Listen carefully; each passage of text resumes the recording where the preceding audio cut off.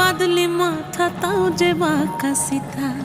মেদিনীপুরে রায়না চিরন বাঁকুড়ার ওই ফিতা, আর যতন করে বাঁধলি মাথা তাও যে বাঁকা সিথা।